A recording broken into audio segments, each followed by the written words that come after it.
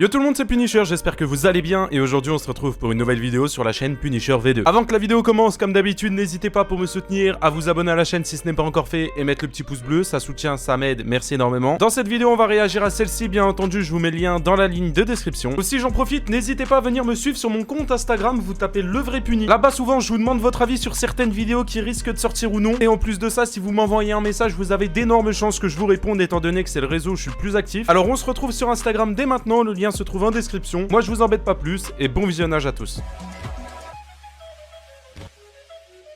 Sur Inoxtag, après que le youtubeur ait tout mis sous silence radio pour son ascension de l'Everest, et je vais tout vous partager dans cette vidéo. Ok, bonsoir tout le monde, j'espère que vous allez tous très bien. Avant que la vidéo commence, n'hésitez pas à liker et à vous abonner, ça m'aide énormément. Merci infiniment à toutes les personnes qui le feront. Bien, lors de ma dernière vidéo sur Inoxtag, on avait parlé des photos et vidéos qui circulaient autour de Inox. Bien évidemment, toutes ces photos étaient fausses. Un média du nom de Forge nous expliquait très bien que l'une des photos phares de son ascension, où on le voyait de dos face au mont Everest, avait été créée par une IA. Mais c'est pas tout, car cette photo où l'on voit Inoxtag très amaigri et plutôt jeune est totalement fake aussi, dans le sens où cette photo avec un abonné date énormément, et quand on fait la différence entre le Inox d'avant et le Inoxtag actuel, on constate très clairement que sur la photo il fait plus jeune. Quelques jours, une photo d'Inoxtag avait circulé sur les réseaux sociaux. On y voit un mec métamorphosé. Il avait l'air très amaigri par son expédition, mais la photo était complètement fake, sortie par un média habitué au canular. En réalité, on n'a aucune image d'Inoxtag depuis son retour. On en a même eu aucune pendant l'ascension. La photo d'Inoxtag sur le sommet de je comprends. Les mecs,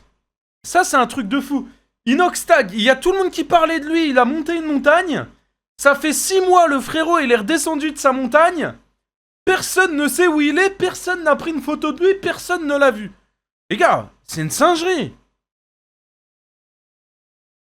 Moi j'ai une théorie, les mecs, il s'est fait bouffer par le Yeti. Je vous le dis. Moi, ma théorie, c'est qu'il a croisé le Yeti, il s'est fait bouffer par le Yeti.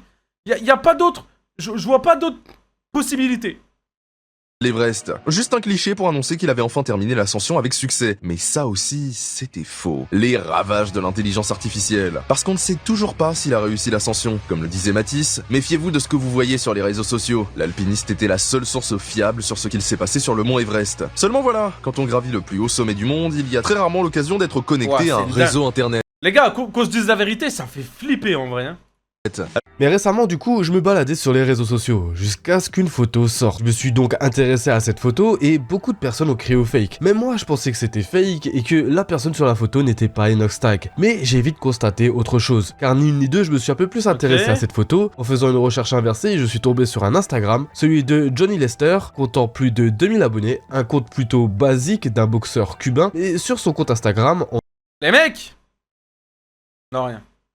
En deuxième photo en partant du haut, on voit cette image regroupant tout un club de boxe à Cuba. Et dessus se trouve, tout à gauche, Inoxtag! Et comment on sait très clairement que c'est bel et bien Inoxtag? Eh bien, car le Cubain a identifié Inox. Pas de doute possible, c'est bel et bien Inoxtag. Comment un Cubain pourrait jouer de la vague de la disparition de Inoxtag alors qu'il ne comprend totalement pas la langue française? Et puis honnêtement, quand on regarde bien la photo, on constate très clairement que c'est Inox. Le petit signe des doigts comme il a l'habitude de le faire, tout prouve que c'est Inoxtag sur la photo. Donc déjà là, on peut tout de suite clore l'hypothèse du fait que Inoxtag se serait enfermé dans une ferme après son... Alors du coup, pour ce que j'ai dit au début, je pense que Inoxtag s'est fait manger par le Yeti, je pense pas. Par contre, je pense que le coiffeur d'Inoxtag, lui, s'est fait bouffer par le Yeti.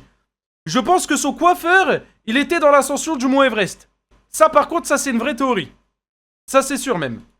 Donc déjà là, on peut tout de suite clore l'hypothèse du fait que Inoxtag se serait enfermé dans une ferme après son ascension pour être tranquille. Car oui, c'est l'une des plus grosses hypothèses. Pas mal de personnes croient que Inoxtag s'est enfermé dans une ferme. Si Inoxtag a choisi de se réfugier dans une ferme pour repenser à tout ça, son acolyte est un alpiniste chevronné. Ce n'était pas la première fois qu'il gravissait l'Everest. Il a dû en voir des choses durant toutes ses expéditions. En tout cas, Inoxtag peut compter sur lui et sur son entourage pour respecter son vœu de silence. Mais deux autres hypothèses ont été émises par la communauté. Et la dernière est plutôt intéressante. Déjà pour la première, pas mal de personnes disent qu'il était vraiment à deux doigts de mourir lors de cette ascension. Ah oui mais non, je suis con, son coiffeur c'est artiste.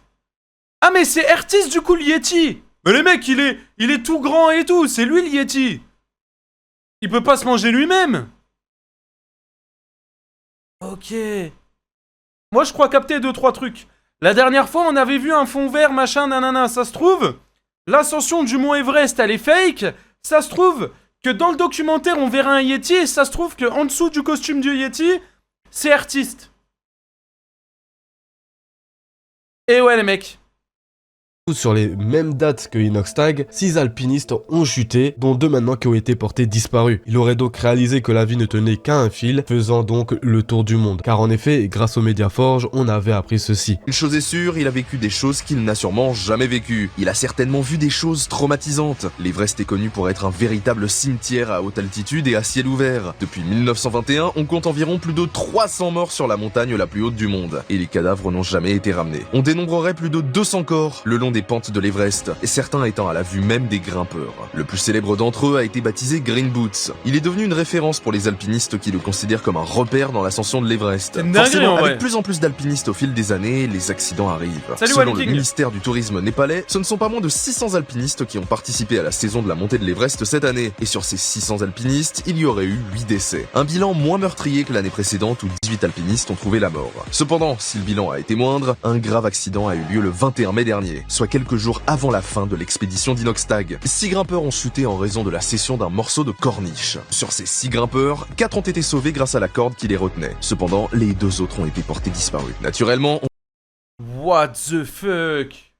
on peut se demander si Inoxtag et Matisse faisaient partie de ce groupe de grimpeurs qui ont eu la bonne étoile d'être sauvés. Ou alors peut-être qu'ils ont été témoins de la chute. Dans les 2 cas, il s'agit d'une expérience Le documentaire, ça va être une dinguerie, les gars. clairement traumatisante et bouleversante. Mais la deuxième hypothèse est beaucoup plus intéressante, car comme vous le savez, fin d'année, Rebeu des Terres prépare un gros événement de boxe entre youtubeurs, le DTR. Et pour pas se faire prendre en photo dans tous les sens dans un club de boxe en France, et donc... Ah, t'es en train de me dire que Inoxtag va participer à ça, et c'est pour ça qu'il est parti à Cuba? Ça me paraît gros, en vrai. En vrai, ça me paraît gros qu'il parte à l'autre bout du monde pour s'entraîner à la boxe.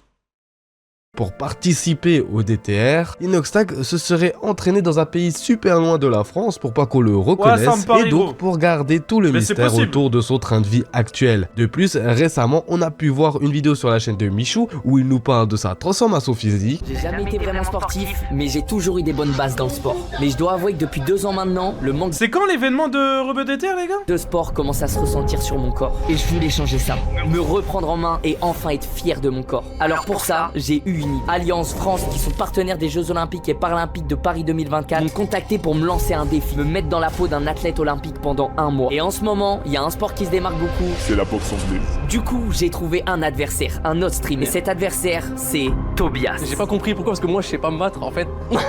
Un mois. C'est peut-être pour ça que je t'ai pris toi, frérot. Ah, donc ça va être juste de l'acharnement là, c'est ça? Je sais pas me battre non plus. Après, Je on sait savais même pas peut-être que je vais ça. te choquer, frérot. On a un mois. Ah, on va voir, on va voir, on va voir, on va voir. Fallait un- Donc est-ce qu'on aura du coup un combat de boxe surprise entre Michou et Inoxtag lors du DTR de Rebeu des Terres? Seul l'avenir nous le dira, mais si cette vidéo t'a plu, oublie pas de la liker et de t'abonner. Très bonne vidéo, la fouf. J'ai bien aimé la fouf. Bonne vidéo, un peu courte, 5 minutes 30, ça va. Mais très bonne vidéo, la fouf, j'ai bien aimé.